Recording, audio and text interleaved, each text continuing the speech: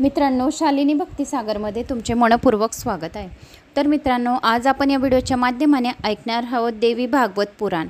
तर हे देवी भागवत पुराण जो खूप भाग्यवान आहे त्यालाच ऐकायला मिळेल। या नवरात्रीच्या 9 दिवसात आई भवानी जगदंबे मातेची जेवढी स्तुती, जेवढी अर्चना केली, पूजा अर्चना केली तेवढी कमी आहे। कारण की देवी आई भगवती ही सर्वांची जगत जननी आहे आणि आपल्या सर्व भक्तांच्या इच्छा कामना लवकरात लवकर पूर्ण करते। जो कोणी श्रद्धेने विश्वासाने भोग मंत्र जप तप करतो, देवी भागवत पुराण श्रवण करतो, श्रवण मात्रे त्याचे सर्व पापे जळून भस्म होतात आणि त्याच्या मनातल्या इच्छा लवकरात लवकर पूर्ण व्हायला मदत होते। जो कोणी देवी भागवत पुराणाचा एक भाग पण ऐकून घेतला त्याला 60,000 यज्ञ केल्याचे पुण्यफळाची प्राप्ती होते आणि 1 ते 13 अध्याय सप्तशतीचे श्रवण केल्याचे 108 पारायण केल्याचे पुण्यफळाची प्राप्ती होते, असे देवी स्वतः देवीने सांगितलेले आहे। तर मागच्या व्हिडिओमध्ये आपण चंडमुंडाची वधाची कथा ऐकली होती। पहिल्या व्हिडिओमध्ये आपण प्रभू श्री रामाने नवरात्रीचे 9 दिवस व्रत कसे केले, विधी कसा केला, कोणत्या मंत्राचा जप केला, 5 वेळा जर देवी भागवत पुराण जो कोणी ऐकतो, जो निसंतान आहे त्याला संतान प्राप्ती होते आणि संतान प्राप्तीमध्ये त्याला पुत्रच होतं, असे देवीने साक्षात सांगितले आहे। म्हणून हे देवी भागवत पुराण एवढे महान पुराण 18 पुराणांमध्ये सर्वात श्रेष्ठ असे पुराण आहे। तर कोणी चॅनलला नवीन आलं असेल तर लाल बटनवर सबस्क्राईब करा, ऑलवर क्लिक करा, जास्तीत जास्त जणांना शेअर करा। कुठून कोणत्या गावात तुम्ही माझा हा व्हिडिओ ऐकत आहात आपल्या गावाची कमेंट्स नाही तर जय माता दी, ओम सर्वमंगल मांगल्ये शिवे सर्वार्थ साधिके शरण्ये त्र्यंबके गौरी नारायणी नमोस्तुते काहीतरी नक्की करा माझा आत्मविश्वास वाढवण्यासाठी, म्हणजे यूट्यूबवाले आपला व्हिडिओ वर पोहोचवतील आणि आपल्याला म्हणजे प्रतिसाद होईल। म्हणून कमेंट्स नक्की करा, लाईक करा। आणि काही जणांच्या कमेंट्स आल्या होते की ताई तुमचा व्हिडिओ आमच्यापर्यंत लवकर येत नाही, तर लवकर काय येत नाही, तुम्ही ऑलवर क्लिक केलेलं नसणार। लाल बटन सबस्क्राईब केलं, ऑलवर क्लिक करा, लाईक करा आणि कमेंट्स करा, म्हणजे दररोज लगेच तुमच्यापर्यंत व्हिडिओ समोरच येत राहील। अपलोड केला म्हणजे सकाळी 6चा अगोदर 8चा टाईम होता, मग 6चा आता नवरात्र चालू असल्यामुळे लवकर टायमिंग करून घेतला। कारण आपण नवरात्रीमुळे लवकरच सर्वजण 5 वाजेपासूनच उठून जातो, कारण सर्वांच्या अंगामध्ये देवी येऊन जाते की हे देवीचं करायचं, ते देवीचं करायचं, छडा रांगोळी करायची, देवीची सेवा करायची, माळा करायच्या, पूजा अर्चना करायची, घराची साफसफाई करायची, मुलांचे डब्बे करायचे, स्वयंपाक करायचा, ज्यांचे उपवास आहे त्यांच्या उपवासाचं करायचं। त्यामुळे आपण काय करतो, लवकर उठतो आणि इतके कामांचं आपल्याकडे म्हणजे खूप काही असं वाटतं की एवढे कामं केव्हा संपतील आणि केव्हा आपण देवी भागवत पुराण ऐकायला बसू, असं सर्वांना वाटतं। तसंच मला असं वाटतं की मी पण जॉईंट फॅमिलीला असल्यामुळे मी पण 10 जणांची फॅमिली आमची, तर मला पण असंच वाटतं की मी केव्हा देवी पुराण वाचायला बसेल आणि तुमच्यापर्यंत व्हिडिओ केव्हा येईल। ज्या दिवशी व्हिडिओ नाही आला तर मला कसं तरी होतं की माझे जे भाविक भक्त आहेत ते माझ्या व्हिडिओची वाट बघत असतील, तरी पण मी खूप काही प्रयत्न करून 1 घंटा अर्धा घंटा काढून तुमच्यापर्यंत व्हिडिओ पोहोचवण्याचा प्रयत्नच करते। तरी पण आता मी रात्रीचे तर 1 वाजतात, तरी पण सकाळी लवकर 5 वाजता उठून देवी पुराण अंघोळ झाली म्हणजे देवी पुराण, तुळशीला दिवा लावला, शमीच्या झाडाला दिवा लावला, बेलाच्या झाडाला दिवा लावला, गणपतीचं नामस्मरण करून लगेच पटकन देवी पुराण हातात घेते। सकाळी सर्व झोपलेले राहतात, एका रूममध्ये जाऊन पटकन मोबाईल घेते आणि रेकॉर्डिंगला बसून जाते। म्हणजे मला हेच विचार राहतो की तुमच्यापर्यंत देवी भागवत पुराणाची अजून खूप काही माहिती तुमच्यापर्यंत पोहोचूया अशी माझ्या मनामध्ये आस्था लागलेली राहते। तर त्या आस्थेसाठी तुम्ही माझा आत्मविश्वास वाढवण्यासाठी फक्त एक लाईक सबस्क्राईब कमेंट्स नक्की करा। तर आता आपण महिषासुराच्या जन्माची कहाणी ऐकूया। तर महिषासुराचा जन्म कसा झालेला आहे। श्री गणेशाय नमो नमः, ओम सर्वमंगल मांगल्ये शिवे सर्वार्थ साधिके शरण्ये त्र्यंबके गौरी नारायणी नमोस्तुते, ओम ह्रीं ह्रीं क्लीं चामुंडाय उच्चै नमः, ओम ऐं ह्रीं क्लीं चामुंडाय उच्चै नमः। हा मंत्र घरात आपल्या कुलदेवतेसाठी नवार्ण मंत्र सकाळ संध्याकाळ 108 वेळा नक्की करायचा आहे। जन्मजय राजाने व्यासांना विचारले, प्रभूजी आपण मला महामाया योगेश्वरीचा प्रभाव सविस्तर सांगितला, तो ऐकून मला आता तिच्या चरित्र लीला ऐकायची इच्छा उत्पन्न झालेली आहे, तरी ती कृपा करून त्या मला ऐकाव्या। हे महेश्वरीपासून हे स्थावर जंगम आणि जग उत्पन्न झाले, हे ऐकल्यावर तिचे महात्म्य ऐकावे असे कुणाला वाटणार नाही। जो खूप भाग्यवान आहे तिलाच हे महात्म्य ऐकायची इच्छा होते, असे व्यासांनी सांगितले। मग व्यासांनी उत्तर दिले, अरे राजा, तू बुद्धिमान असल्यामुळे मी तुला एक गोष्ट सविस्तरपणे सांगतो, कारण भाविकांनी आणि शांत अशा श्रोताला जर कोणी देवीचे वर्णन करून सांगत नसेल तर तो मूर्ख आहे असे खुशाल समजावे, यात काही शंका नाही. हे भूपती, पूर्वी एकेकाळी भूमंडलावर महिषासूर नावाचा एक राजा होता. त्यावेळी दानव देव याच्यात एकदा भीषण युद्ध चालू होते. त्यानंतर आपल्या मनोरथीपूर्तीसाठी तो महिषासूर सुमेरू पर्वतावर गेला आणि देवांनीही चकित व्हावे अशी कठोर तपश्चर्या त्याने आरंभली. देवतेचे हृदयात त्याने ध्यान करीत जेव्हा 10,000 वर्षाचा काळ उलटला तेव्हा लोकपितामह ब्रह्मदेव संतुष्ट झाले. ते हंसावर बसून त्याच्याकडे आले. महिषासुराला ते म्हणाले, अरे धर्मात्मा, वर माग, जे तुला पाहिजे असेल ते मी देईन. त्यावर तो असुर बोलता झाला, हे प्रभूजी, हे कमल उत्पन्न देवा, मला अमर व्हायचे आहे, तेव्हा मला कधीच मरण येणार नाही असा काही उपाय सांगा. तेव्हा ब्रह्मदेव म्हणाले, अरे असे कसे होईल, कारण जन्म झाल्यावर मरण निश्चिंत आहे. मरण व मेल्यानंतर पुन्हा जन्म असा हा सनातन जीव धर्म आहे. त्यामुळे जन्म मृत्यूचे चक्र चालतच राहणार आहे.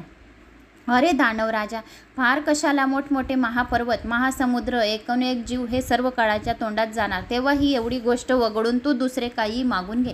अरे पृथ्वीपती, मी तुला जे मागशील ते देन. महिष बोलला, पितामह, मग असे करा की देव, दानव व मानव यापैकी कुणाकडूनही माझा मृत्यू न व्हावा असे करा. स्त्रिया माझ्या खिजगणतीमध्ये नाहीत, त्यांना मी घाबरत नाही. तेव्हा हे कमलध्व, मला स्त्रीकडून मरण निश्चिंत करा, कारण मुळातच स्त्री ही अबला असते, ती माझे काय करणार आहे. ब्रह्मदेव म्हणाला, ठीक आहे, तसेच होईल. बरं दानव राजा, तुझा मृत्यू अबलेकडूनच होईल, तुला कोणत्याही पुरुषापासून मात्र भीती नसेल. व्यास म्हणाले, राजा, जन्मजय त्याला असा वर देऊन ब्रह्मा आपल्या स्थानी जाता झाला. जन्मजयाने विचारले, हे भगवान, मला आधी सांगा की हा महिष कुणाचा मुलगा होता, तो महाबली कसा बनला आणि महात्मा असताना त्याला रेड्याचे शरीर का मिळाले. व्यासांनी उत्तरादाखल सांगितले, दनूचे 2 मुलगे होते. एकाचे नाव होते रंभ, दुसऱ्याचे नाव होते करंभ, आणि दोघांनाही पुत्र संतती झाली नाही. तेव्हा ते पुत्र व्हावा या हेतूने 5 नद्यांच्या संगमस्थानी गेले. तेथे त्यांनी तपश्चर्या आरंभली. त्यापैकी करंभाने पाण्यात उभा राहून अनुष्ठान सुरू केले. नंतर रंभाने वडाच्या झाडाखाली आसन मांडले आणि अग्निसेवा करू लागला. दोघांच्या तपश्चर्येची बातमी समजताच इंद्र मोठ्या काळजीत पडला. मग त्याने जाऊन नदीमध्ये मगराचे रूप घेतले आणि पाण्यातच करंभाचे पाय पकडून त्याला मारले. इंद्राने अशा प्रकारे करंभाचा वध केला असे समजल्यावर रंभाचा राग अनावर झाला. त्याने त्या आवेशात डाव्या हातानेच आपले केस धरले आणि उजव्या हातात धारदार तलवार घेतली. तो आपलेच मस्तक कापून होमात अर्पण करवायच्या तयारीत होता. त्या क्षणी अग्निदेव तेथे प्रकट झाले. तो रंभाला म्हणाला, रे मूर्ख दानवा, तू हे काय करत आहे? आपलेच डोके छेटून टाकणार आहेस काय? अरे, आत्महत्येसारखे आणखी दुसरे पाप नाही, कारण त्याला प्रायश्चितच नाही. तेव्हा असे करू नकोस. दुसरे असे की अशा प्रकारे मरून तुला काय मिळणार? त्यापेक्षा तू जो हवा असेल तो वर माग, मी तुला तो देईन. व्यास म्हणाले, असे अग्नीचे सांगणे ऐकून रंभाने केस सोडले. तो म्हणाला, हे देवश्रेष्ठ, जर आपण मजवर प्रसन्न झाला असाल तर मला असा वर द्या की मी त्रैलोक्य जिंकू शकेल. असा सर्व शत्रू संहारक मुलगा मला व्हावा. तो देव, दानव व मानव यांना अजिंक्य असावा, तसेच महावीर असावा. त्याला इच्छेप्रमाणे कोणतेही रूप धारण करता यावे. सर्वांकडून तो सन्मानित व्हावा. अग्निदेव म्हणाला, हे भाग्यवंता, असेच होईल. बरं, आता मरण्याची इच्छा सोडून दे. तू ज्या स्त्रीची इच्छा धरशील त्याच स्त्रीपासून तुला बलशाली असा मुलगा होईल, यात अजिबात शंका मनात आणू नकोस. व्यास म्हणाले, अग्नीकडून असे वरदान मिळाले. तो रंभ संतुष्ट झाला आणि प्रणाम करून तो तेथून निघून गेला. रंभ निघाला तो थेट जिथे यक्षाचे राज्य होते तेथे जाऊन राहिला. त्याला तेथे एक पुष्ट आणि मंदोमत अशी म्हैशी म्हैस दिसली. तेव्हा दुसऱ्या सौंदर्यवती सोडून तो तिच्यावर आसक्त झाला. तिनेही कामातर होऊन त्याला तसाच प्रतिसाद दिला. भव्यतव्यता तशीच असल्यामुळे त्याने तिच्याशी संभोग केला. त्यावेळी त्याच्यापासून गरोदर राहिली. तो सुद्धा तिला घेऊन पाताळ लोकात निघून गेला. नंतर असे झाले की एक रेडा कामातर होऊन तिच्या मागे लागला. तेव्हा रंभाने त्याचा प्रतिकार केला. त्या रेडाने शिंगे उगारून त्याच्यावर हल्ला केला. तिची शिंगे छातीत घुसल्यामुळे वर्मी घाव लागला आणि रंभा बेशुद्ध होऊन पडली. थोड्याच वेळात मरण पावला आणि मग ती म्हैशी भीतीने पळाली. पूर्वीच्या वडाच्या झाडापाशी यक्षाच्या आश्रयाला जाऊन राहिली. तो मस्तवाल रेडा सुद्धा तिचा पाठलाग करीत करीत तेथे गेला. यक्षाने पाहिले की तो रेडा मागे लागल्यामुळे ती म्हैशी भयभीत होऊन थरथर कापत रडत उभी आहे. तेव्हा ते यक्ष तिच्या साह्यार्थ धावले. त्या समयी भयंकर असा सामना झाला आणि यक्षांनी सोडलेल्या बाणामुळे तो रेडा धरणीवर कोसळून पडला आणि काही क्षणातच त्याने प्राण सोडला. रंभ या यक्षाच्या प्राणप्रिय असा मित्र असल्यामुळे यक्षांनी विधीपूर्वक त्यांच्या प्रेत्याला अग्नी दिला.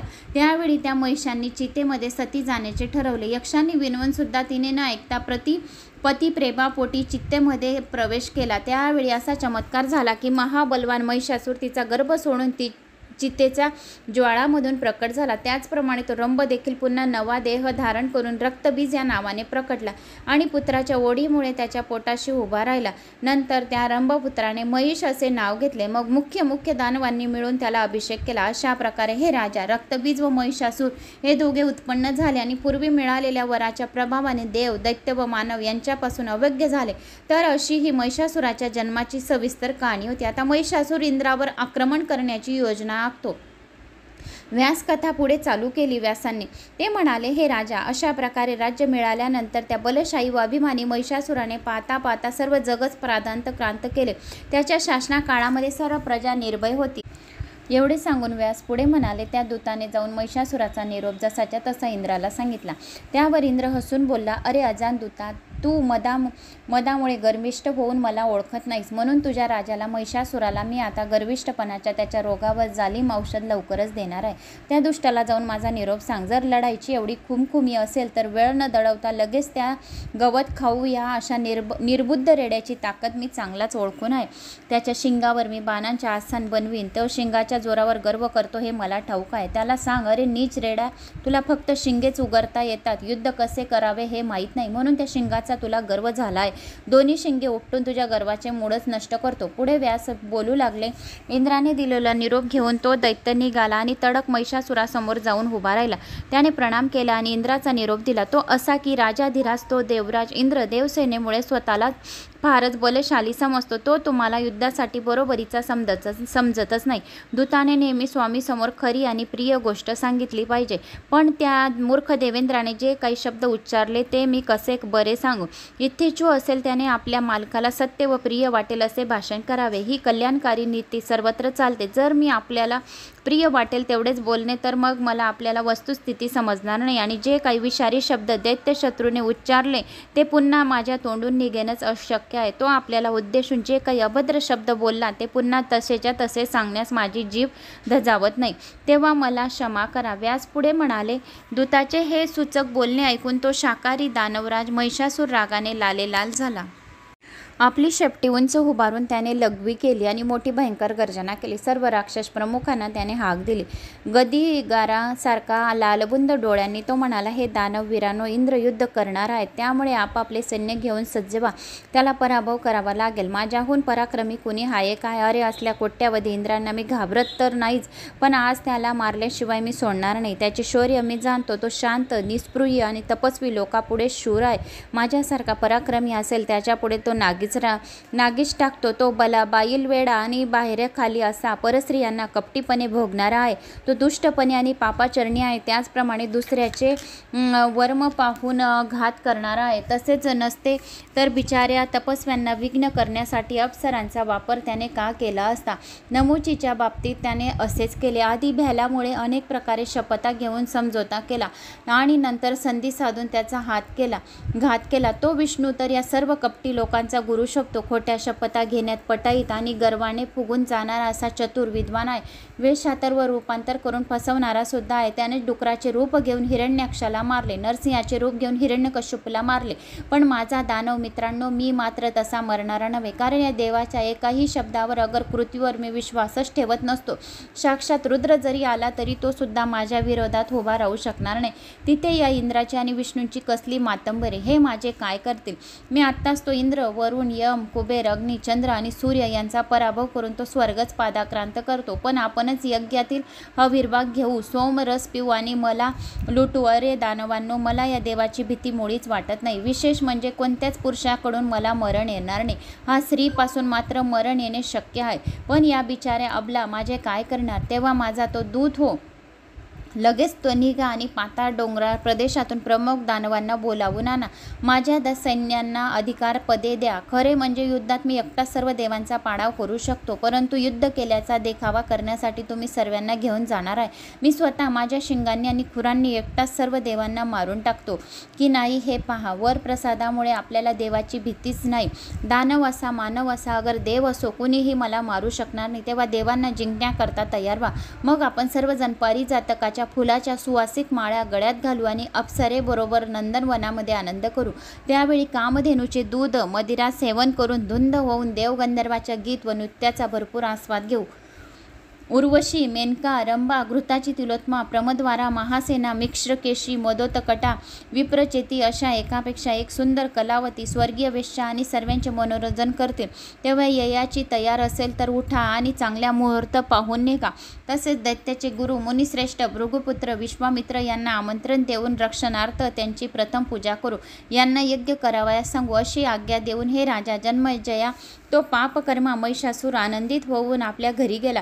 एवढी कथा सांगून व्यास किंचित थांबले. मग इंद्राचा देवांशी विचार विनिमय आणि बृहस्पतीचा इंद्राला उपदेश. व्यास पुढे सांगू लागले. तिकडे महिषासुराचा दूत निघून गेल्यावर स्वर्गात इंद्राने यम, वायू, वरुण, कुबेर अशा प्रमुख देवांना बोलावून घेतले. मग तो त्यांना उद्देशून म्हणाला, अहो देवांनो, रंभाचा महाबली पुत्र महिषासूर सध्या दैत्यांचा राजा आहे. तो वरप्राप्तीच्या गर्वामुळे मंदोमंतर झालाच आहे, पण तो विलक्षण, चतुर आणि शेकडो प्रकारच्या कपटी माया जाणणारा असा आहे. तर त्याने मग स्वर्ग घेण्याच्या इच्छेने व लोभाने त्याचा दूत माझ्याकडे पाठवला होता. त्या दूताने महिषाचा जो निरोप दिलेला आहे तो असा आहे, अरे इंद्रा, एक तर तू मुकाट्याने स्वर्ग सोड आणि जिथे कुठे तुला वाटले तेथे चालता हो, नाही तर दानवधीश महात्मा महिषाची सेवा कर. कारण जर शत्रू शरण येऊन दास होणार असेल तर तो दयाळू दैत्यराज कधीही वैरामुळे रागवणार नाही. उलट त्या शरणांगत शत्रूचा प्रतिपाळच करेल. आणि हा प्रस्ताव जर मान्य नसेल तर सैन्याला सज्ज कर आणि युद्ध कर. इथून मी परत गेल्यानंतर कोणत्याही क्षणी दैत्यराज महिष युद्धासाठी येईल. एवढे बोलून तो दूत निघून गेला. तर आता आपण पुढे कोणता पवित्रता घ्यावा हा विचार करा. असे पहा की जरी आपण सामर्थ्यवान असला तरी शत्रूला कमी लेखून दुर्लक्ष करून योग्य नसते. तसंच जर बलिष्ठ शक्तिवान असून शिवाय चिकाटीने प्रयत्न करणारा असो असेल तर उपेक्षा कधीही करता कामा नये. बुद्धी समन्वय साधून प्रयत्न करणे आवश्यक कर्तव्य आहे, नाही तर अपयश मिळेल. ही गोष्ट दैवाच्या हाती आहे. मग व्यास पुढे बोलू लागले की सर्व देव त्वरेने वैकुंठात जाऊन पोचले. वैकुंठाची अद्भुत रचना पाहून ते थक्क झाले. ठिकठिकाणी सुंदर सुंदर मंदिरे होती, तलाव होती, विहिरे होती, झडे होते, निर्मळ पाणी होते. त्यात हंस, सारस, चक्रवाक वगैरे पक्षी किलबिलाट करीत विहार करत होते. अनेक उद्दकांनी हाती त्यांचा चाफा, अशोक, मंदार, बकुळे, जांभूळ असे वृक्ष आणि वेली होत्या. त्यांच्यावर बसून कोकिळा, भृगे, मैना यांचे गायन चालू होते. मोराचा नाचही चालू होता. वैकुंठाच्या मधोमध विष्णूचे निवासस्थान होते. त्यांचा कळस जणू आकाशाला स्पर्श करीत होता. त्यामुळे एका रत्नखचित दिव्य आसनावर विष्णू बसला होता. त्याच्या मागे पुढे त्याचे सनक सनंदन असे अनेक भक्तगण एकाग्र चित्ताने स्तुती गायन करीत होते. तसेच अप्सराचे नृत्य आणि किन्नर व गंधर्व यांचे सुस्वर गायन चालू होते. वेद अभ्यासासाठी ऋषी मुनी सामवेदातील ऋषींचे गायन वादन करीत होते. बंधुसेठ, देष्ट असलेले आणि विजय दोघंही हाती सोन्याचे दंड घेऊन द्वार रक्षणार्थ तत्पर होते. देवांपैकी एकाने जाऊन त्यांना सांगितले की त्यांच्यापैकी कुणीतरी एकाने ब्रह्मदेव आणि रुद्रासह सर्व देवता दर्शनासाठी आल्याचे आज जाऊन सांगावे. व्यास पुढे म्हणाले, राजा देवाचे म्हणणे ऐकून विजय आत विष्णू समोर जाऊन प्रणाम करून सांगू लागला व सर्व देवता आपल्या दर्शनासाठी दारी उभ्या आहेत. त्यात ब्रह्मदेव, रुद्र, इंद्र, वरुण, अग्नी आणि यम यांच्यासह सर्वजण वेदपाठ करीत थांबले आहेत. तुम्ही असुर संहारक असल्यामुळे ते तुमच्या आश्रयासाठी आलेले आहेत. हे निवेदन ऐकून प्रसन्न मुद्रेने विष्णू उठला व बाहेर निघाला. त्याला येताना पाहून देव आनंदित झाले. त्यांची भयभीत अवस्था पाहून विष्णूने आपली प्रेमळ दृष्टी त्याच्यावर टाकली. सर्व देव हात जोडून त्याला सांगू लागले, हे देवादिदेवा, तू सृष्टीचा निर्माता, पालनकर्ता, विनाशकर्ता असून दयाळू आणि जगाचा तूच एकमात्र आधार आहे.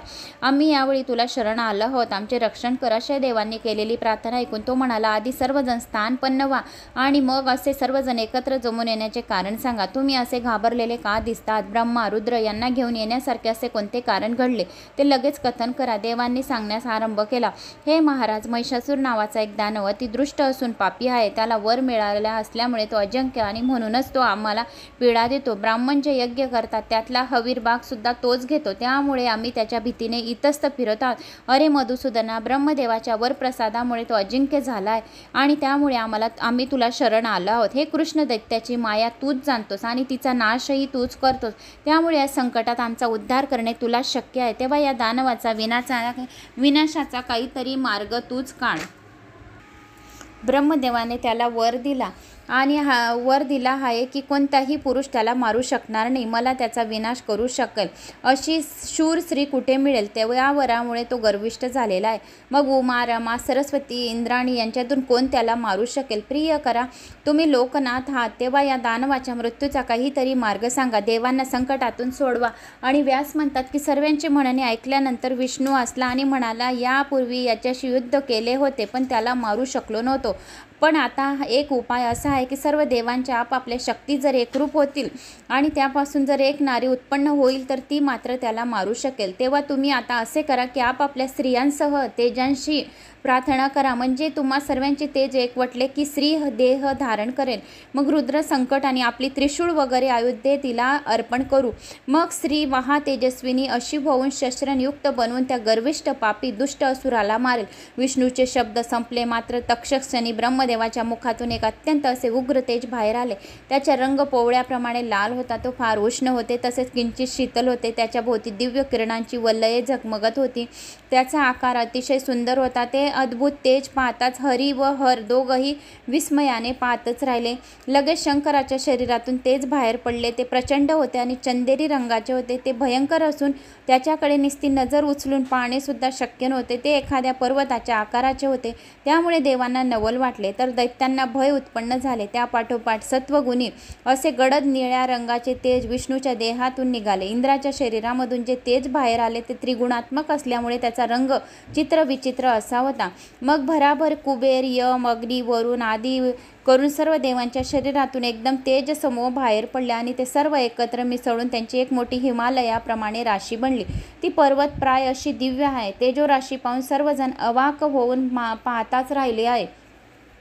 ते देवलोक आणि टकमक पाहत असताना त्या तेजो राशीने एका अद्वितीय सुंदर अशा स्त्रीचा आकार धारण केला आणि देवाचे आश्चर्य द्विगणित झाल्यामुळे देव शरीरातून निर्माण झालेली त्रिगुणात्मा साक्षात महालक्ष्मी प्रकट झाली. ती विश्वमोहिनी त्रिवर्णा होती आणि तिचे 18 हात होते. तिचा चेहरा शुभ्र होता, डोळे काळेभोर होते, होठ गुलाबी होते, हाताचे तळवे तांबूस होते. तिच्या अंगावर दिव्य अलंकार होते. अंगकांती तेजस्वी होती. परिशक्ताला हजारो हात असताना दैत्यवधासाठी यावेळी प्रकट होताना मात्र तिने 18च हात धारण केले होते. जन्मजयाने विचारले की कृष्ण द्वैपायन मुनिराज, आपण सर्वज्ञ आहात, यास्तव मला विस्ताराने तिच्या शरीराच्या उत्पत्तीचे वर्णन करून सांगा.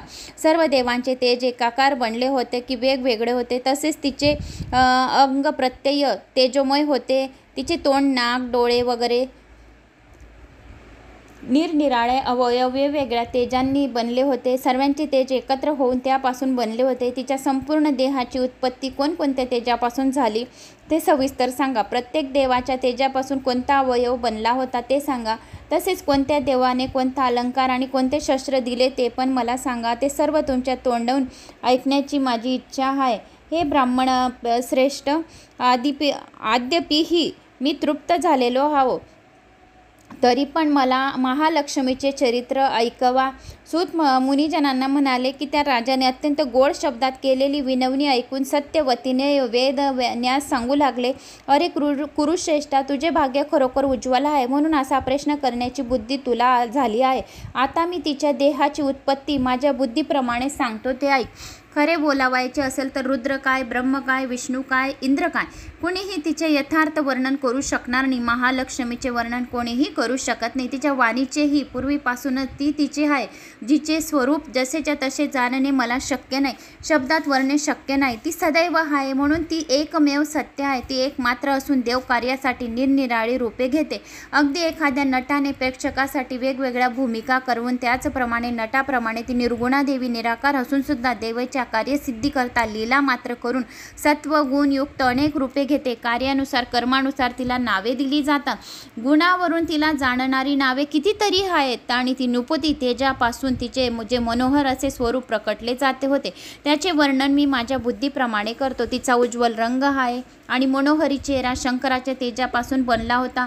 यमाच्या तेजापासून तिचे रेशमी केश शंभार बनले होते. तिच्या पोटऱ्यांपर्यंत पोचत होता. मेघाप्रमाणे गडद काळ्या रंगाचा होता. कुरळे असे केस तिला फार शोभून दिसत होते. तिन्ही डोळे काळ्या, धवल आणि लाल रंगाचे होते. ते अग्नीच्या तेजापासून बनले होते. तिच्या काळ्याभोर 2 भुवया दोन्ही संध्याच्या तेजातून साकारल्या होत्या. त्या मृदू आणि मदनाच्या धनुष्याप्रमाणे कमानदार होत्या. वायूच्या तेजापासून दोन्ही विशाल असे कान बनले होते. ते पाहताना असा भास होत असे की ते जणू काही मदनाच्या हातातील पारडीच आहेत. कुबेराच्या तेजापासून रेखीव असे धारदार नाक बनले होते. तिचे लाल चटूक होठ अरुणाच्या तेजाने तर दोन्ही होठ स्वामी कार्तिकेच्या तेजाने उत्पन्न झाले होते. तिचे 18 हात विष्णूच्या तेजापासून आणि लाल बोटे वसूच्या तेजाची बनली होती. दोन्ही स्तन चंद्राच्या तेजापासून आणि तिन्ही वळ्या पडणारे पोट इंद्राच्या तेजापासून बनले होते. तिच्या जांघा आणि दोन्ही मांड्यावरून तेजापासून तर विशाल असे नितंब पृथ्वीच्या तेजापासून बनले होते. राजा अशाच प्रकारे सर्वांग सुंदर अशी अत्यंत रूपवती आणि मधुर आवाजाची ती स्त्री देवी देवतांच्या तेजापासून प्रकटली होती. तिच्याकडे सर्व देव मात्र बाण हरपून पाहत होते आणि ते त्रस्त झालेले सर्वजण आनंदित झालेले होते. त्या समयी विष्णू म्हणाला, अहो तुम्ही सर्वजण आपापल्या दिव्य अशा अश्रांनी तिचे स्वाधीन करा.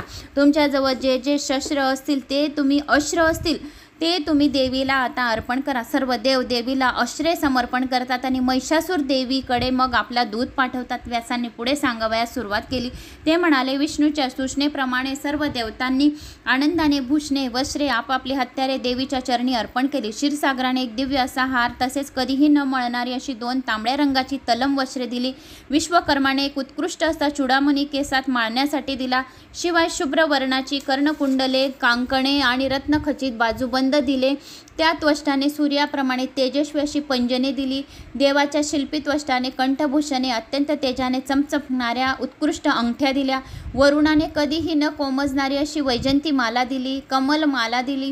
ती एवढी सुगंधित होती की भुंग्यांच्या थव्याच्या थव्या तिच्या भोवती गुणगुणत होती. हिमालय पर्वताने पुष्कळशी रत्ने आणि सोनेरी रंगाचा सिंह वाहन म्हणून दिला.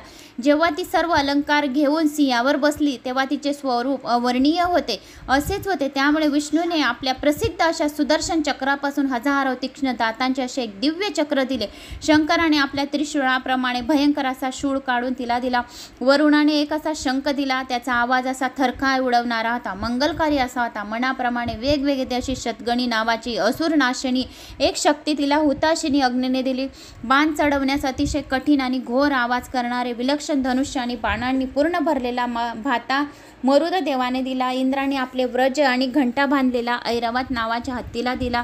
योग समयी प्रत्येकाचा अंत करणाऱ्या आपल्या विख्यात असा गालदंड यमाने काढून दिला. ब्रह्मदेवाने एक कमुंडलू गंगाजलाने भरलेला असा दिला. नंतर वरुणाने आपला पाश दिला. काळपुरुषाने ढाल आणि तलवार दिली आणि विश्वकर्माने धारदार असा परशु दिला. कुबेराने सोन्याची मधाने भरलेली सुरई दिली आणि वरुणाने एक दिव्य कमळ दिले. शेकडो घंटा जडवलेली अशी देवशत्रूचा विनाश करणारी कौमुदिकी नावाची गदा, एक अभेद्य असे चिलखत आणि आणखीही कित्येक असे अस्त्र विश्वकर्माने दिले. सूर्याने आपली किरणे दिली. अशा प्रकारे विविध आभूषांनी व शस्त्रांनी यांनी शोभून दिसणारी त्या देवीचे आनंदाने स्तुती करवास देवांनी आरंभ केला. ते म्हणाले, हे शुंभकरी कल्याणी पोषिणी अशा शांत स्वरूपिणी तुला आम्ही नमस्कार करतो. तुला जे जे शस्त्र अस्त्र देवांनी अर्पण केले ते त्या स्तुती केली तर जो कोणी हा अध्याय ऐकेल त्यांना सुद्धा सर्व काही इच्छा पूर्ण होतील आणि त्यांचे भंडार जसे तुला शस्त्रांनी आम्ही भरून दिले तसे त्यांच्या घरामध्ये अन्न आणि धनधान्याचा भंडार भरलेले राहतील. आणि हे अगाध तुझे वर्णन जो कोणी ऐकेल त्याला सर्व पापांपासून मुक्ती मिळेल, अखंड सौभाग्याची प्राप्ती होईल आणि त्यांच्या शरीरावर कधीही रोग येणार नाही असा या सर्व देवांनी देवीला आव्हान केले. मग हे रुद्राणी भगवती देवी आमचे सतत तुला नमन असो. काल रात्री तसेच इंद्राणी अंबे तुला आमचे नमन असो. तसेच सिद्धी बुद्धी वृद्धी आणि वैष्णवी तुझला आमचे नमस्कार आहेत. ज्या काही आमच्या हातून चुका झाल्या असतील छोट्या मोठ्या त्या आम्हाला क्षमा कर. आमच्या चुका तू पोटात घाल अशी देवांनी प्रार्थना केली. जी तू पृथ्वीची अंतर्यामी असते तिचे सर्व कार्य करतेस पण पृथ्वी तुला ओळखू शकत नाही अशा सर्वश्रेष्ठ ईश्वरी तुला आमचा नमन हे वंदन हे दंडवत प्रणाम आहे. मायाच्या अंतरी असूनही माया तुला जाणत नाही तथापि तू जन्मरहित मायेला मात्र प्रेरणा देतेस. अशा विशिवे आम्ही तुला नमन करतो. हे माऊली आमचे कल्याण कर. आम्हाला सर्व काही बुद्धी दे आणि सर्वांना सुख शांती समाधान दे. धनधान्यामध्ये वृद्धी कर. आमच्या मुलाबाळांच्या आमच्या सर्वांच्या इच्छा कामना पूर्ण कर. ज्या निर्धन आहे त्याला धन दे. ज्याला विद्या नाही त्याला विद्याची प्राप्ती दे. ज्याला मोक्षाची इच्छा आहे त्याला मोक्ष देऊ दे आणि कुवारी कन्याला वर इच्छित मिळू दे आणि ज्याला स्वर्गलोकाची प्राप्ती पाहिजे त्याला स्वर्गलोकाची प्राप्ती दे. अशी सर्व देवांनी देवीला प्रार्थना केली आणि मग आम्ही आमचे कल्याण कर, आम्हाला वैऱ्यांनी पिडले तेव्हा आमचे रक्षण कर. तू आपल्या तेजाने मोहित करून महिषाचा जसा संहार करते, तो भयंकर मायावी दुष्ट स्त्री विना कुणाकडूनही मरण नाही अशा वरामुळे गर्विष्ठ आहे आणि नाना रूपे धारण करून आम्हाला दुःख देत आहे. तेव्हा तू भक्तवत्सल्य आता सर्वांना एकमात्र तुझा आधार आहे. त्या दानवांकडून छळल्या गेलेल्या आम्हा सर्वांचे तू यावेळी रक्षण कर. आम्ही तुला नमन करतो. व्यास म्हणाले. अशा तऱ्हेने देवांनी देवीची स्तुती केली. तेव्हा सर्व देव सुख देणाऱ्या त्या महादेवीने हास्य केल्याने ती मंगल शब्द बोलली की अरे देवांनो, मी त्या निर्भद महिषासुराला भुरळ पाडून त्याच्या युद्धात कसा नाश करते आता तुम्ही पहाच. व्यास पुढे सांगतात तेवढे देवांना सांगून ती देवी हसत सुटली. राजा जन्मजय हे जग मुळात भ्रामक व मोहित आहे. ब्रह्मा विष्णू महादेव इंद्रासह सर्व देव महिषाच्या भीतीने त्रास पाहून कापू लागतात. हेच जगातील एक महादर्शक आहे. खरेच देवांचा जोर केवढा विलक्षण आहे. तेव्हा देवांना सुद्धा असह्य होतो. यावरून हे राजा सुख व दुःख यांचा अधिपती काळ आहे आणि म्हणूनच तोच ईश्वर आहे. कारण पहा की जे सृजन पोषण संहार करतात ते सुद्धा महिषाच्या त्रासाने दुःख भोगतात असो. असे जाणून ती देवी विकट हास्य करून फार घोर अशी गर्जना करू लागली. त्या आवाजामुळे दानव मोठ्या चिंतेत पडले आणि त्या अद्भुतपूर्व आवाजाने पृथ्वी डगमगू लागली आणि पर्वत उन्मळून पडले. तर गंभीर असे महासागर आकाशापर्यंत उचलले. फार काय सर्व दिशा त्या आवाजाने कोंदल्या. मेरू पर्वत अस्थिर झाला. दानवांची भीती अधिकच वाढली. देवांनी आनंदाने देवीचा जय जयकार केला आणि रक्षणासाठी पुन्हा प्रार्थना केली. महिषासुराने जेव्हा तो आवाज ऐकला तेव्हा त्याने दैत्यांना असे सांगून रवाना केले की तो आवाज कुठून येतो त्याचे मूळ कारण शोधावे आणि जो कोणी त्या आवाजाचा निर्माता असेल, मग देव असो अगर दानव असो, त्याला पकडून आणावे. म्हणजे त्या उन्मत्ताचा तो संहार करेल. त्याचा मृत्यू जवळच आलेला असावा. कारण देव पराभवामुळे भ्याले आहेत, त्यामुळे ते गर्जना करू शकणार नाहीत आणि असुर तर माझेच दास आहेत. मग हा मूर्ख आहे तरी कोण? तुम्ही लवकरात लवकर शोध घेऊन परत या, मग मी स्वतःच्या त्याचा समाचार घेईन. व्यास म्हणाले. अशी त्यांची आज्ञा ऐकून दैत्य त्या आवाजाच्या अनुरोधाने गेले. तेव्हा त्यांना ती देवी दिसली. अत्यंत कमनीय बाधा, सर्व अंगावर दिव्य अलंकार, 18 हातांमध्ये अनेक शस्त्रे धारण केलेली ती स्त्री आता प्याला घेऊन वारंवार मधु पीत होती. दैत्य तिचे स्वरूप पाहून भीतीने मागच्या मागे पळाले. महिषापाशी जाऊन सांगू लागले. अहो दैत्यराज, आम्ही एक अनोळखी पण सर्वांग सुंदर अशी उत्तमपैकी स्त्री पाहिली आहे. ती मानवी किंवा राक्षसी तर नाही, पण अप्रतिम देखणी मात्र आहे. ती एका सिंहावर बसून 18 हातात शस्त्र घेऊन मोठमोठ्याने गर्जना करत आहे, दारू प्राशन करत आहे. ती फार गर्विष्ठ दिसते. आम्हाला तर असेच वाटते तिचा कोणी धनी नसावा. सर्व देव मात्र तिच्या भोवती जमून आनंदाने तिचा जय जयकार करत होते. शत्रूचा नाश करून रक्षण करावे म्हणून तिची स्तुती करत होते.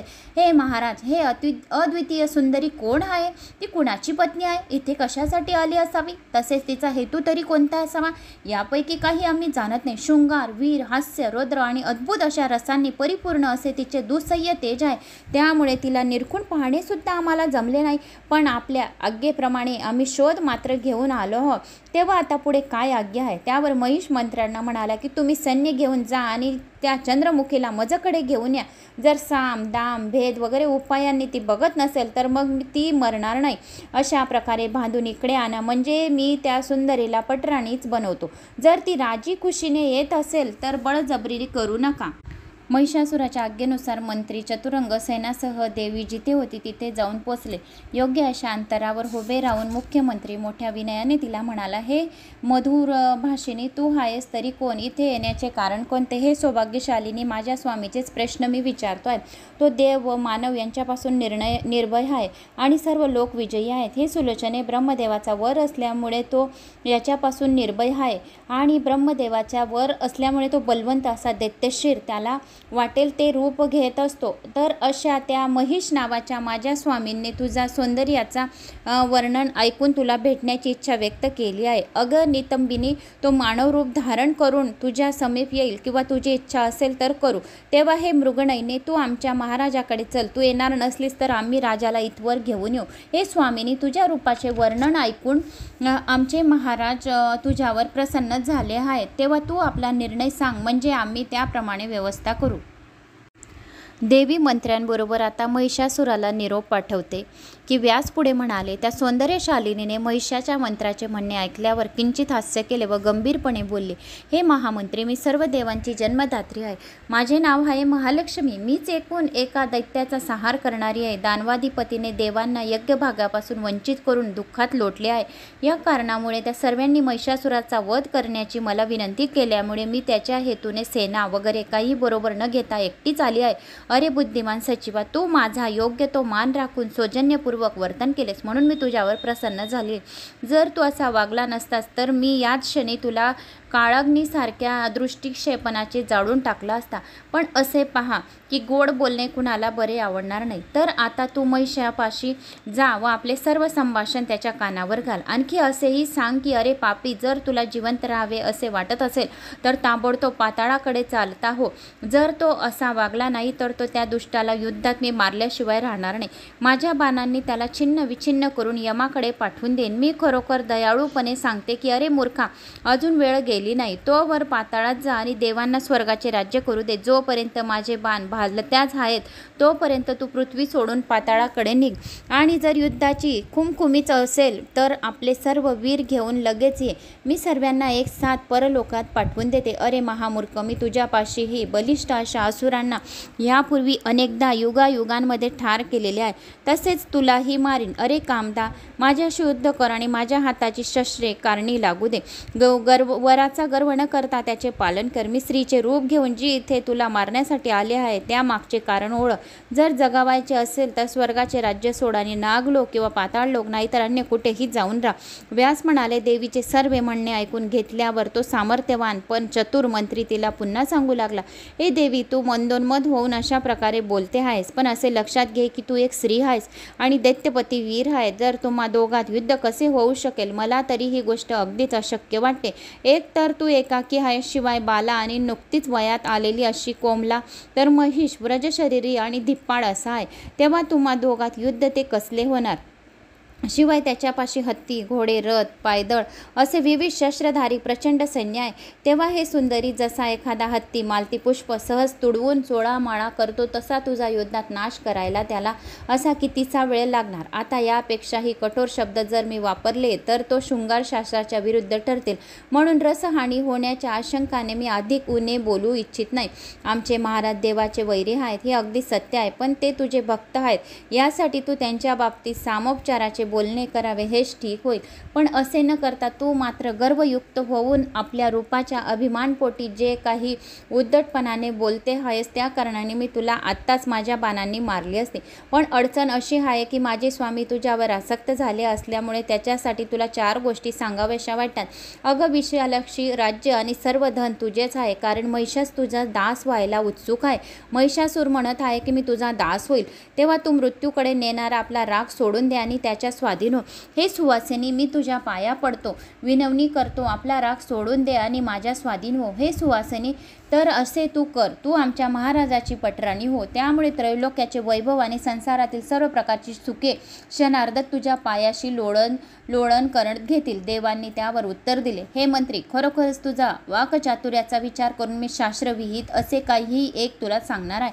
ते ऐकून घे. मी तुझ्या बोलण्यावर विचार करून पाहिला तेव्हा मला असे आढळले की तू महिषासुराचा मुख्य प्रधान असल्यामुळे तुझा पराक्रम आणि अक्कल या दोन्ही गोष्टी पशुसारख्याच आहेत आणि त्यांचे मंत्री तुझ्यासारखे आहेत. त्यांची बुद्धीसुद्धा तशीच चालणार आहे. विद्यार्थ्याने तुमची जोडी अगदी अनुरूप अशीच बनवली आहे, यात शंकाच नाही. अरे मूर्खा, तू मला मगाशी स्त्री स्वभावाची असे जे म्हणालास ते अगोदर विचार केला नाहीस. आता मी पुरुष नाही ही गोष्ट खरी आहे, परंतु त्या परमापुरुषाची स्त्रीवेश धारण करणे अशी प्रतिमा आहे. तुझ्या धनाने पूर्वी ब्रह्मदेवाची प्रार्थना करून स्त्रीच्या हातून मरण यावे असे मागणे केले होते.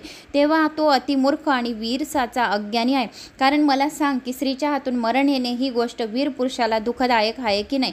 उलट एखाद्या लंपट नपोसाला मात्र त्यात संतोष वाटेल. आता तुझ्या धनाने मात्र आपल्या बुद्धीप्रमाणे स्त्रीच्या हातून मरण मागितले आहे, त्याप्रमाणे मी हे स्त्रीचे रूप घेऊन ते कार्य पार पडण्यासाठी आले आहे.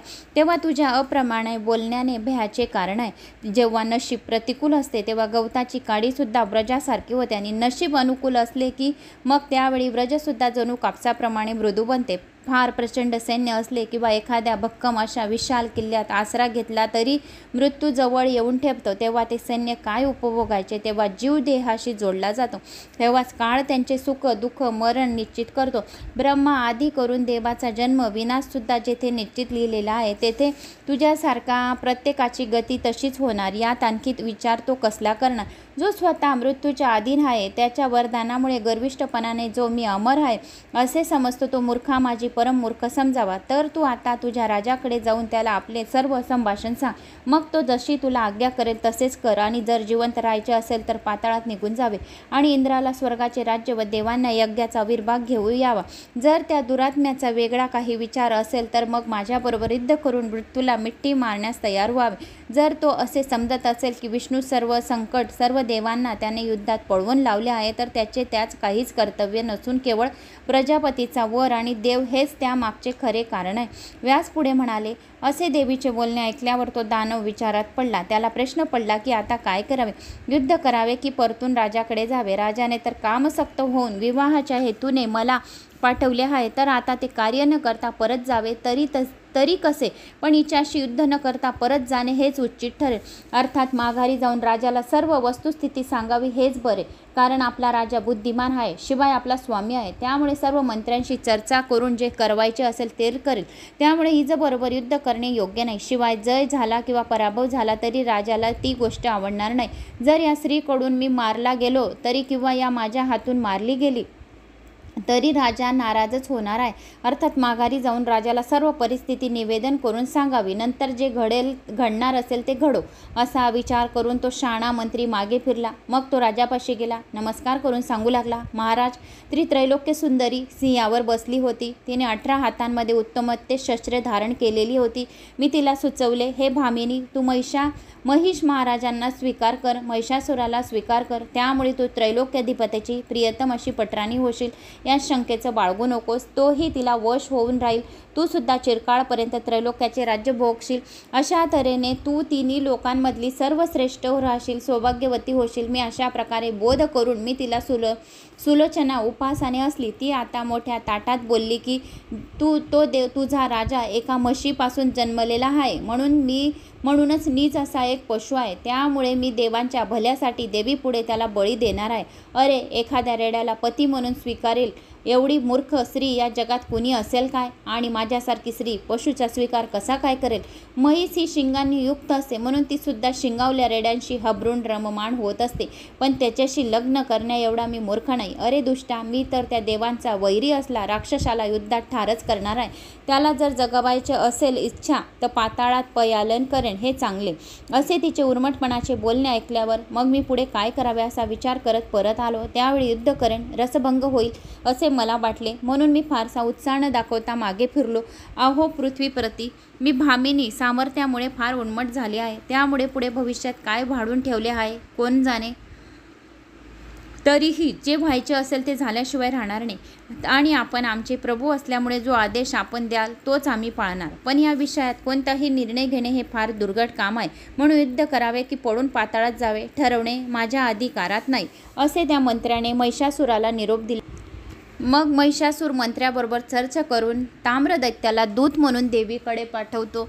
आणि व्यासांनी कथन पुढे चालू केले. कामविवळ अशा त्या महिषासुराने मंत्र्याचे सर्व म्हणणे ऐकल्यावर इतर अनुभवी मंत्र्यांना बोलवले आणि विचारले की आता पुढे काय करायचे, त्याचा विचार करून सांगा की काय करणे योग्य होईल. मग देवी म्हणजे शबरासुराच्या मायेप्रमाणे देवांनी रचलेली कोणती एखादी माया असेल काय? तुम्ही सर्वजण साम आदी उपायांमध्ये निपुण आहात. देवा, मला या बाबतीत योग्य तो सल्ला द्या. मंत्री म्हणाले, शाण्या लोकांनी साधक बाधक विचार करून जे हितकारक असेल ते स्पष्टपणे सांगितले पाहिजे. औषधी घेणे जरी कुणाला आवडत नसले तरी त्यामुळे रोग निवारण होतो. आणि कल्याणदायी पण न रुचणारे भाषण असते, परंतु केवळ प्रिय वाटणारे भाषण अतिघातकसुद्धा ठरू शकते. निव्वळ सत्य बोलणारा हे ऐकून घेणारा असे दोघंही विरळातच सापडतील, कारण तोंडपुजेपणा करणारे पुष्कळ असतात. हे राजा, शुभ गोष्टी कोणती आणि अशुभ कोणती हे निश्चितपणे कोण सांगू शकेल? या गुंतागुंतींच्या विषयावर आम्ही काय सांगणार? तेव्हा राजा बोलू लागला, तुमच्यापैकी प्रत्येकाचे जे मत असेल ते त्याने स्वतंत्रपणे मला सांगावे, म्हणजे मी त्या सर्वांवर विचार करीत. कारण सर्वांची मते जाणून घेऊन त्यांचा एकत्रितपणा समजून उमजून विचार करून मगच कार्याला हात घालावा, अशी शहाण्या लोकांची रीत आहे. व्यास म्हणाले, राजाचे भाषण ऐकल्यावर विरूपाक्ष नावाचा बलिष्ठ सेनापती उठला आणि महिषासुराला खुश करण्याच्या उद्देशाने बोलू लागला. महाराज, मी खात्रीने सांगतो की तो मदमंत स्त्री जी मंदोमंत स्त्रीने जे सांगितले आहे ते म्हणजे एका प्रकारे घाबरून सोडण्याचा डाव आहे. स्त्रियांचे धाडस व प्रयत्न निष्फळ असतात, ही गोष्ट सर्वांना ठाऊक आहे. त्यामुळे तिच्या असल्या पुष्करण्याने कोण घाबरत आहे? अहो, तुमच्या शौर्यामुळे तुम्ही त्रिभुवन पांदाक्रांत केला. आता एका अबल्याच्या धाकाने जर आपण घाबरलो आणि घाबरून पळून गेलो तर सर्व तुमची अपकीर्ती मात्र होईल. तेव्हा चंडिकेशी युद्ध करण्यासाठी मला एकट्यालाच जाऊ द्या. मीच तिला मारून टाकेल. आणि खात्री बाळगा, चिंता सोडा. मी शस्त्र सैन्यासह जाऊन पराक्रमी मस्तवाल चंडिकेचा वध करतो आणि माझा पराक्रम तुम्ही आता आजच पहा, किंवा तिला सर्पासारखे पाश टाकून बांधून आणून तुमच्या पुढे सादर करतो, असे त्या मंत्र्याने महिषासुरला सांगितले. आणि मग ती असहाय्य स्त्री सदैव तुमच्या आज्ञेत राहील, हे निसंशय व्यास सांगू लागले. विरूपाक्षाने आपले भाषण संपवले. तेव्हा दुर्धर नावाचा सेनापती बोलू लागला, अहो महाराज, विरूपाक्ष हा अत्यंत बुद्धिमान असल्यामुळे त्याने आता जे सांगितले ते सुसंगत आहे, खरेच आहे. आपण विचारी आहात, त्यामुळे माझेही म्हणणे कृपया ऐकून घ्यावे. माझा असा ख्यास आहे की ती सुंदरी कामातुर आहे. तिने भीती दाखवून तुम्हाला वश करण्याची योजले आहे. बराच वेळा स्वरूपवान गर्विष्ठ स्त्रिया अशा प्रकारे वागतात. अशा वागण्याला हाव असे म्हटले जाते. शृंगार रसाचे जाणकार असतील त्यानेच त्यातले मर्म कळेल. अशा प्रकारचे गूढ प्रकारचे स्त्रियांचे बोलणे पुरुषाला आकर्षून घेण्याचा एक डाव असतो. मग जे कामशास्त्रात निपुण असतील त्यानेच योगमागाचे इंगित कळू शकेल. आता असे पहा की ज्या कामनीने सांगितलेले की युद्धात समोरासमोर ती तुम्हाला बाणांनी मारेल, पण या शब्दाच्या पाठीमागचा जो गुप्त अर्थ आहे त्याचा उलगडा जाणकाराने होईल. स्त्रियांपाशी तीक्ष्ण बाण कुठेल, पण त्यांच्यापाशी नेत्र कटाक्षरूपी बाण असतात, ही गोष्ट सर्वांना ठाऊक आहे. आणि आपले मनोगत सुचवणारे सूचक बोलणारे हेही दुसऱ्या तऱ्हेचे बाणच आहेत. अहो, खरोखरीचे बाण तुमच्यावर चालवणे सुचवणारे सूचक बोलणे दुसऱ्या तऱ्हेचे आहे. विधी हरहरांनी शक्य नाही. तिच्यासारखा कामलोगी अबलेला हे कसे शक्य आहे? तेव्हा त्या स्त्रीचा निरोप कसा घ्यायचा आहे? अरे मुडा, तुझ्या राजाला मी नयनबाणांनीच मारीन, पण तुमच्या दूताला रसज्ञान नसल्या कारणाने त्याने वेगळाच अर्थ घेतला, यात शंका नाही. बरे, त्या कामनांनी असेही सांगितले आहे की तुझ्या त्या स्वामीला मी रणशय्येवर पाडीन. हे वाक्य म्हणजे विपरीत रतिक्रीडा सुचवणारे आहे, हे ओळखा. आणखी ती असेही म्हणाली की त्याचे प्राणहरण करीन. महाराज, या बाबतीमध्ये सुद्धा खोल विचार करून बघा. अहो, पुरुषाच्या वीर्यालाच प्राण असा शब्द आहे. तेव्हा तुमच्या राजाचे वीर्यहरण करीन याशिवाय दुसरा अर्थ तिच्या बोलण्यामधून निघूनच शकत नाही. मी जे बोलतो आहे केवळ शृंगारशास्त्र जे जाणतात चतुर पंडितांना मात्र समजेल. महाराज, चतुर स्त्रिया नेहमीच सूचक बोलतात. तेव्हा आपण सुज्ञपणाने विचार करा. तिला अधीन करण्यासाठी साम व दाम व्यतिरिक्त दुसऱ्या उपायांची गरज नाही. ती यामुळे अवश्य वश होईल. तरी आपण जर मला पाठवाल तर मी गोडगोड बोलून तिला आपल्याकडे घेऊन येईन. एवढेच काय, परंतु तिला आपली दासी होण्यास राजी करेन. व्यास म्हणाले. दुर्धर बोलवायचा थांबला तेव्हा ताम्र उठला आणि बोलू लागला, अहो महाराज, मी काही सांगू इच्छितो ते सुद्धा कृपा करून ऐकून घ्या. ती स्त्री कामातूर नाही, तसेच आपल्यावर आसक्त नाही. अहो, ती विचित्र रूपी सुंदरी एकटीच आली आहे, युद्ध करण्यासाठीच आलेली आहे. केवढी नवलाची गोष्ट आहे की स्त्रीला 2 हात असतात, तिला मात्र 18 हात आहेत. शिवाय पुन्हा तिने हातात शास्त्रे सुद्धा धरलेली आहे. अशी स्त्री कधी एकिवात नाही, अगर कुणी पाहिली नाही. यावरून मला ही विपरीत अशी काळाची लक्षणे वाटतात. मी रात्री एक भयानक स्वप्न पाहिले. त्यावरून मला असे वाटते की लवकरच एखादे मोठे संकट आपल्यावर कोसळणार आहे. मी स्वप्नामध्ये असे पाहिले की एक स्त्री काळे कपडे घातलेली अशी घरात रडत बसली आहे. याचा अर्थ असा आहे की आपली काहीतरी अमंगळ घडणार आहे. शिवाय रात्री बेरात्री पाखरेसुद्धा अवेळी चिवचिवाट करीत विचित्र स्वरात ओरडत असतात. तसेच वेगवेगळे अपशगुनही घरोघरी होत आहेत. त्यातच भर म्हणून काय न कळे. आणि आणि पण ही चमत्कारिक रमणी येऊन आपणाला युद्धासाठी आव्हान देत आहे. याच्या मागे निश्चितच काहीतरी रहस्य असावे. ही स्त्री कुणी मानवी, राक्षसी, गंधर्ववीन नसावी, परंतु असे वाटते की देवाची जी काहीतरी माया आहे. या प्रसंगी घाबरून न जाता युद्धच केले पाहिजे. जे भविष्यात घडावायचे असेल ते घडो, शुभ असो की अशुभ असो. या देवीची करणी कधीच उमजत नाही, म्हणून शहाण्यांनी पूर्ण विचार करूनच धीर धरून केले पाहिजे. काही कार्य, जगणे आणि मरणे गोष्टी देवाच्या हाती असतात. फेरबदल कोणीच करू शकत नाही. असे सर्वांचे ऐकणे ऐकल्यावर महिषासुराने ताम्राला आज्ञा केली. अरे ताम्रा, तू युद्धाच्या तयारीने तिच्यापाशी जा. स्वयंसुंदरीला धर्मयुद्धात जिंकून मजपाशी घेऊन ये. जर ती वश होत असेल तर सन्मानपूर्वक तिला परत आण, आणि परत नसेल तर मग तिचा संहार कर. आणि तू जसा युद्धात निपुण आहेस तसाच कामशास्त्राच्या जाणकारी आहे, तेव्हा कोणत्याही प्रकारे तिला जिंकून घेऊन ये. तू सैन्य घेऊन जा, पण तिचा हेतू जाणण्याचा प्रयत्न कर. आणि युद्धासाठी किंवा अन्य काही कारणासाठी आली आहे. अगर कोणी पाठवली मायावी स्त्री आहे तर शोधून काढ की ही मायावी स्त्री कोणी पाठवली आहे. अगोदर या गोष्टी जाणून घेऊन मग बलबलाचा अंदाज घेऊन युद्ध करणे योग्य ठरेल. फार नम्रपणा दाखवणे योग्य नाही. उगीच निर्दयपणा सुद्धा नको. तिचे वर्तन असे तू वागले पाहिजे. व्यास म्हणाला, राजा. मग तो ताम्रासूर काळाच्या अधीन झाल्यामुळे राजाच्या प्रमाणे सैन्य घेऊन चालला. वाटेत त्याला कावळे, घुबडे, पक्ष्यांचे अनेक अपशगुन दिसू लागले. त्यामुळे त्याला आश्चर्य आणि भीती वाटू लागली. जेव्हा तो देवीपाशी जाऊन पोचला तेव्हा त्याने पाहिलं की सर्वलकृता अशी असून एका सिंहावर बसलेली 18 हात असलेली आणि देवगण तिची स्तुती करत आहे. हे सर्व काही ताम्राने पाहिले. प्रथम साम मार्ग अवलंबायचा योजले, मग त्यानुसार तिला गोड शब्दात विनवू लागला. तो म्हणाला, अगं देवी, दैत्येश्वर महिषासूर तुझे सौंदर्य आणि गुण यावर भाळून गेला आहे. तुझ्याशी दैत्यासुरा विवाह करायचा आतुर आहे.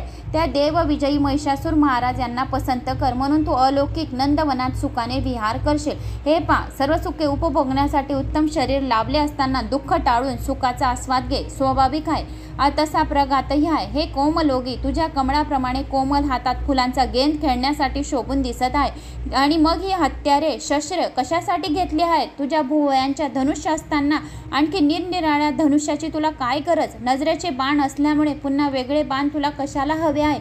खरे म्हणजे युद्ध हे दुःखदायक असते. यामुळे शहाणे लोक युद्ध टाळतात. जे लोक असतात, लोभी असतात, तेच युद्ध करतात. खऱ्याखुऱ्या बाणांची गोष्ट सोडा, पण फुलांनी सुद्धा युद्ध करू नये. कारण देहावर आघात झाले तर कोणाला सुख होईल का? तेव्हा तू आनंदित मनाने देव आणि दानव यांना जिंकणाऱ्या महिष महाराजांना पसंत कर, म्हणजे तुझी प्रत्येक कामना पूर्ण करेल. पण तू सर्वात मोठी अशी पटराणी होशील.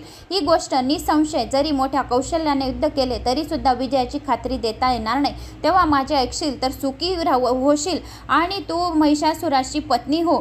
आणि राजनीती जाणतेस तेव्हा दीर्घ काळापर्यंत राज्यसुखाचा उपभोग घे. तू घ्यावयास आणखी एक गोष्ट अशी काय आहे, हे मग की महिषासुराशी विवाह केल्यानंतर तुला जो पुत्र होईल तो सुद्धा राजाच होईल. मग तुझे तारुण्य सर्व प्रकारे उपभोग घेता येईल आणि संपले की वार्धक्यता सुद्धा सुखाने राहशील. अशा त्या ताम्राने त्या युद्ध करायला आलेल्या त्या महिषासुराच्या जो व्यक्ती होता, ताम्रासूर महाराजांनी म्हणजे त्याला पाठवलेले होते देवीशी युद्ध करायला. तर त्याचे संभाषण हे ताम्रासुराचे संभाषण आणि देवीचे संभाषण असे चालू होते. तर मित्रांनो, या व्हिडिओमध्ये बरीच काही अशी माहिती मिळाली की देवीला 18 हात का आहे, देवीने कशासाठी जन्म घेतलेला आहे आणि कोणत्या कोणत्या देवांनी कोणते कोणते शस्त्र देवीला अर्पण केलेले आहेत. तर बरीच काही ही माहिती महिषासुराच्या वधाची कशी काय आहे, पुढे अजून बरीच काही माहिती बाकी आहे. पण व्हिडिओ खूप लॉंग होऊन जाईल, त्यासाठी आपण पुढच्या व्हिडिओमध्ये आता महिषासुराचा वध कसा होतो तर ते आपण ऐकूया. तर मला अशी आशा आहे की तुम्हाला हा माझा व्हिडिओ आवडला असेल. आवडल्यास एक लाईक करा, चॅनलला सबस्क्राईब करा. कुठून कोणत्या गावात तुम्ही माझा हा व्हिडिओ ऐकत आहोत तर आपल्या गावाची कमेंट्स नक्की करा. जय माता दी नक्की करा. कुठून कोणत्या गावाहून माझा व्हिडिओ ऐकत आहोत आपल्या गावाची कमेंट्स नक्की करा. नवरात्रीच्या तुम्हाला खूप खूप शुभेच्छा. देवी माता राणी तुमच्या सर्व मनोकामना पूर्ण करो अशी माता राणीच्या चरणी प्रार्थना करते. आणि मग भेटूया आपण पुढच्या व्हिडिओमध्ये. जय माता दी.